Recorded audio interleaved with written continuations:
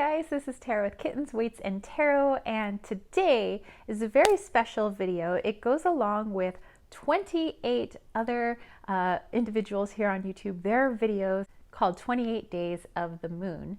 So this was a series that is put on by Maha over at Maha's Treasure Box. I will link her channel down below. I do believe she has the list of all the channels that are participating in this. There's one video a day for 28 days of the moon where we talk about different aspects of the moon, and it's all coming from our different backgrounds and our different experiences. So I'm excited to jump into today's video with you. There is a symbiotic relationship between the moon and the earth. Our high tides and our low tides are caused by the moon. This process is called tidal force. It causes the earth and her water to bulge on the side closest and farthest from the moon. These bulges are what cause our high tides. But that is not the only way that the moon affects the earth. Studies also suggest that there is an increase in violence in prison inmates and psychiatric patients based on the lunar cycle as well. Police reports also estimate that there is more street crime during the light of a full moon, or when there is more moonlight. Other studies have been done of patients suffering from bipolar disorder, where their symptoms seem to follow the lunar tide cycles, where symptoms tend to increase and decrease. Sleep studies have also been done in which there appears to be a relation between the moon and us as it pertains to our sleep cycle. The moon also tends to affect animal behavior. For example, badgers tend to mark their territory less during the full moon and more during a new moon. This is also prime time for mating. Near or on the full moon in December, coral off the coast of Australia synchronize the most massive sperm and egg release on Earth. And there is a 23 to 28% increase in veterinary visits during a full moon due to animal injury. And if we want to go to lions tend to eat less during a full moon. They say this could be due to less animal activity of their prey. Therefore, they are more likely to kill during the day after a full moon. This is also a time when they are more likely to attack humans during this time. And if we go into the human body now, so we've talked about how the moon tends to affect water, tends to affect animals, it affects plants, it affects, everything here on the earth. And we think, well, the earth is comprised of quite a bit of water, but you know what? So are we. Human beings are comprised of 60% water. The brain and the heart are comprised of 73% water. The lungs at 83% water. The skin at 64% water. Muscle and kidneys has 79% water. And even our bones contain at least 31% water. And then we think of other relationships that we have with the moon, and there are a lot, way more than can be put into this video. An average moon cycle for a female during her menstruation years is roughly about 28 days, which is roughly the amount of a lunar cycle. So just as the moon casts her reflection upon the earth, affecting the earth and all her inhabitants, so do we affect our environment by casting reflections on everything around us. I want to take a look at a piece of an article from Psychology Today, and this was by Tara Well, PhD, and the title of the article was called, "Why is Seeing Your Own Reflection So Important?" And this is just a piece of the article. It's actually really interesting, and I do love reading many psychology articles, but this one, if you want to take a gander, definitely go ahead and do so. But it says, children learn to recognize themselves in the mirror around 20 months. Before that, they regard the reflection in the mirror as either another baby they want to play with or something strange and suspicious. In fact, we come to develop a sense of self through early interactions in which our caregivers mirror or imitate our movements and emotional expressions, and respond to us in ways that give us feedback that we are separate from them and that our behavior creates a reaction in them. It seems that we need a context outside of ourselves to self-recognize. Other people reflect us as individuals, and mirrors do too. And this is what my video is all about, is just, like I said, the moon tends to reflect onto the waters of the earth, reflecting many things that go on the earth, but so do we as individuals. There are many psychologists that say that the world around us is merely a reflection of ourselves. The things that we love and the things that we may not love so much is part of what here in the spiritual community we call shadow work. So take a moment now to reflect upon what you do every single day. What are the people or the things that tend to bring you the most joy? Who makes you smile? What are some things that you would love to see more of in your life? Now let's look at who bothers you or what bothers you. Who makes you angry or what makes you angry? Which situations rub you the wrong way? This is where we're going to be taking a look at the less joyful side of life. Yes, I know. We are going to be taking a look at the incidences and people that maybe tend to rub us the wrong way. They bother us, they might infuriate us, but how are they pieces of our own reflection? Trust me, this is really hard to do. Being able to see yourself in your enemy is probably one of the hardest things to do. It's something that your ego would rather not do. I know my ego would rather be eating lunch somewhere else, on a beach, maybe with a little wine cooler, but definitely not doing this. But it is really important, if we do look at the world around us as a mirror, and we are the moon, and we're reflecting on the world around us and our environment, the people, the situations that we are in, we need to know why those situations might be occurring, why certain things tend to bring us joy, where other things tend to upset us. We need to look at which pieces of these are really pieces of ourselves, pieces that need healing, and pieces that need nurturing. Okay, so time to bust out those cards, whether you're tarot cards or oracle cards or Lenormand or whatever it is that you want to bust out, or maybe just some good old-fashioned intuition, or maybe some charms. But I have 7 questions, and you don't have to do all 7 questions.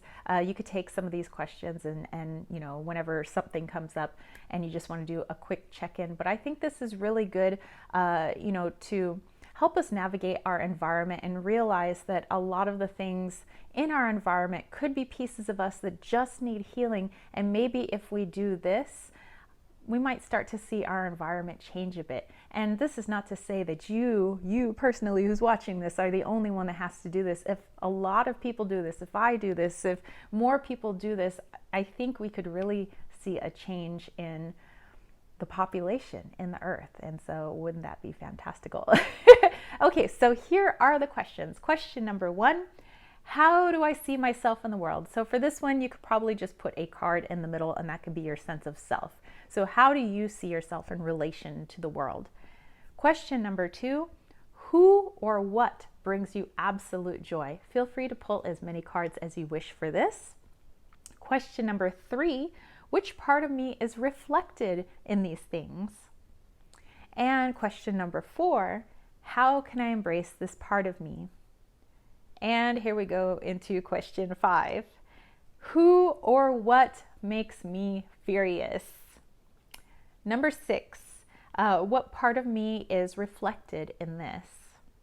And number 7, what steps could I take to heal this part of me? Okay, so let's do this spread together. So like I said, it's 7 questions that I just went over, but we'll go over them one by one again together. I'm going to be using my Divine Animals Oracle. I don't know, I just kind of feel like this has a lot of moon energy to it.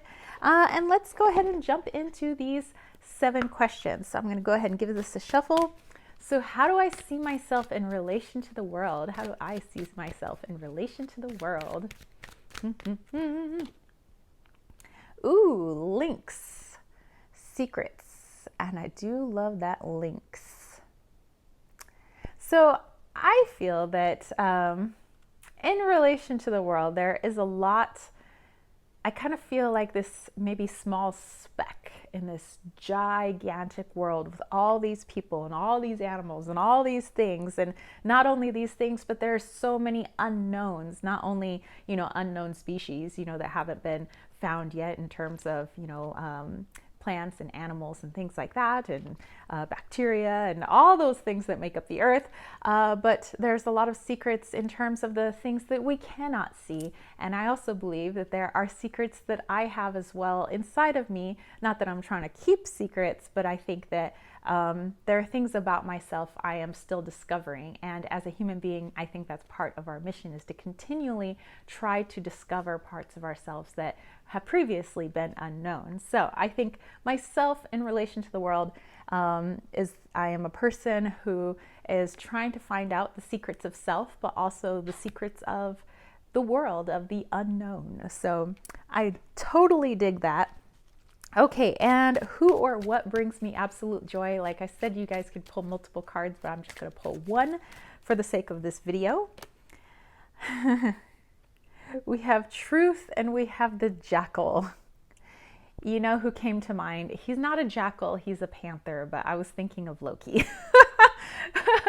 And Loki is definitely truth. Like he hides nothing. Well, I think Wally doesn't hide anything either, but Loki's just so much more free and wild, and sometimes a little too wild, whereas Wally is more, I don't know, he's more refined. He more has like table manners, and it's like he went to preparatory school, whereas Loki literally just grew up on the streets, So Loki is just like, I'm Loki, take it or leave it, So Loki definitely brings me tons of joy. He is my truth panther. That is so awesome. And so I could go on, but we gotta keep this video somewhat short. Okay, let's see. Going on to question 3. What part of me is reflected in this? So what part of me is reflected in just the truth that is Loki, just the kind of bohemian, whatever, take it or leave it. We have the chameleon, we have change. This is a beautiful deck, by the way, like OMG. Okay, so what part of me is reflected in this? I think that it's taken me a while to be close to where Loki is. Like there's a lot of change that has occurred for me to be kind of who I am now. I've kind of always been who I am, but I think I'm a lot louder about who I am, than I used to be. And I think that one day it would be really awesome if I could just totally be Loki. I mean, I'd be dropping black fur everywhere, and I'd probably be eating a lot more fish, and I'd probably be caught in the pantry somewhere or sitting in a box like he's doing right now. But, embracing the Lokester is definitely something that I think could be reflected in me. Okay, going on to question 4. So how can I embrace that part of me, that change that's occurring where I get to be more me? So how can I embrace that? Okay, we got our card here, and our card is authenticity. I mean, how more perfect do you want to get? This is Wolf. Basically, it's like, okay, if you want to be more yourself, why don't you be more yourself? Nothing like being more authentic. Well, no, I see what the card is trying to say. Of course, I'm always myself, and I want to be more, of that, be able to show more aspects of myself without care of what other people think. But to continue to do so in an authentic way, instead of try to do it in a way that I think would be more accepting, or do things that I think other people would think is cool, because then you're just kind of playing a part that's not really you. So that authenticity, baby. All right. Let's go on to the shadow aspect. Number 5. Who or what makes me furious? Who or what makes me furious? Who or what makes me furious? Okay, that's really weird. How am I supposed to interpret that? We have dolphin, happiness. You know what? I totally know what that's supposed to mean. Okay, who or what infuriates me? What infuriates me is when people freaking trample all over everybody else's happiness. Just because they're unhappy, they want to make everybody else unhappy. And that's like, the like justice fighter in me wants to like take a homie sock to their head. You know what I'm saying? You ever watch Homie the Clown? Like that. Okay. Okay. Number 6. What part of me is reflected in that though? See, this is what I'm talking about. The shadow. My ego's like, whoa, wait, I have never rained on anybody's parade. Like, I'm all about the happy train. And we're going to go ahead and see what part of me might be reflected in what I just said. That really bothers me is when people decide when I'm unhappy, I'm going to make everybody else unhappy. Cards don't lie, people. Let's see. Okay, companionship, dogs. So we got that loyalty and that faithfulness going on. So, gosh, I know this is helpful though. Okay, and like I said, I'm not going to go into too much detail because, you know, we have a shorter video to make here. But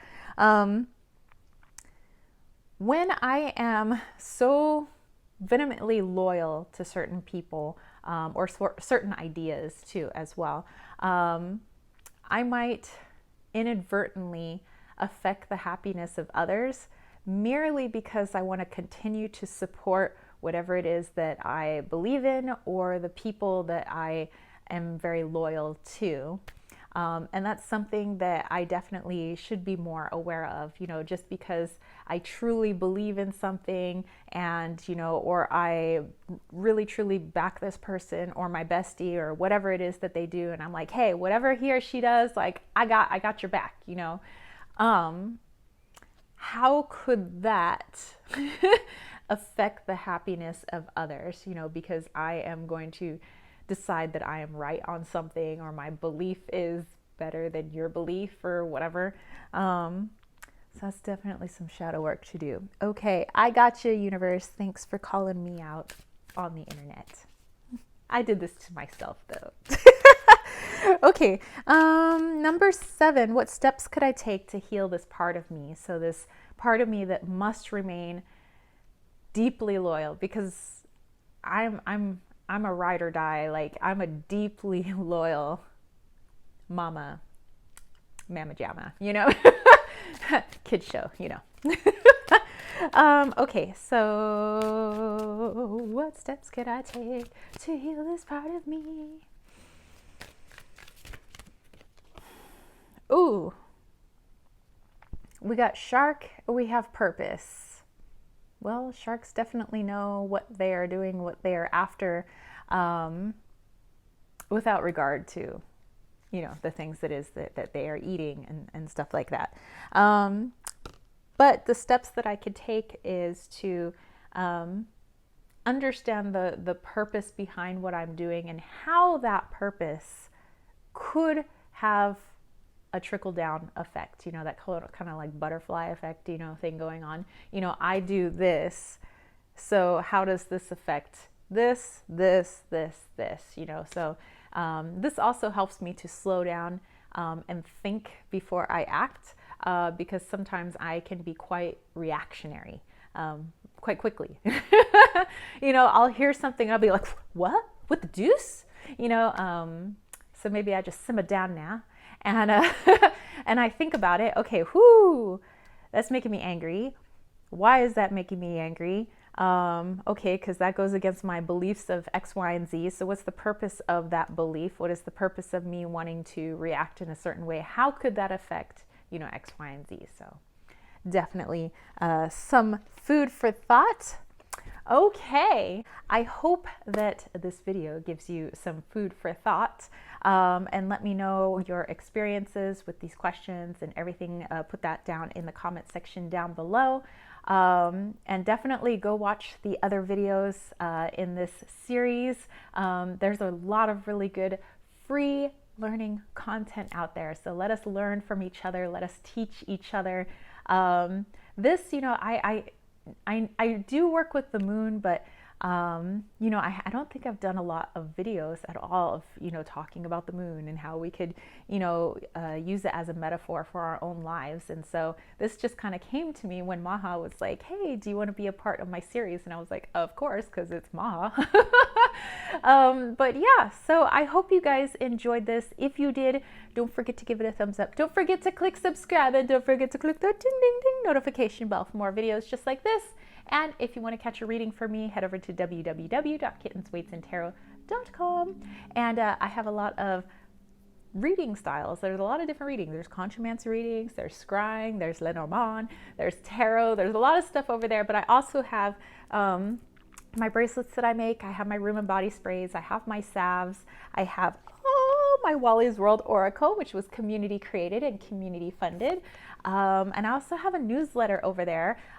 It's totally free on my website to sign up. I hit your inbox on the 1st of every month, and that is the only time I hit your inbox ever. But if you want to sign up, I have witchy DIYs, arts and crafts DIYs. I have decks that I'm using, crystals that I'm using, tea that I'm drinking, herbs that I'm using, lots of other stuff. So if that interests you, definitely check it out and sign up. Like I said, it's free. I also have my Travel Witch altar pendants over there and my Rainbow Bridge altar pendants, which seem to be rather popular, you know, so that you can honor your furry, feathery, or scaly loved one. And hey, if you want to throw a little bit of love my way, think about joining the KWT tribe over at patreon.com/kittenswaitsandtarot. For as little as $1 a month, you get tons of freebies, but you also help out the channel greatly so that I could do more, create more for you homies. All right, so that's it for me. I will catch you spiritual homies later. Peace, love, and chicken grease. Peace out.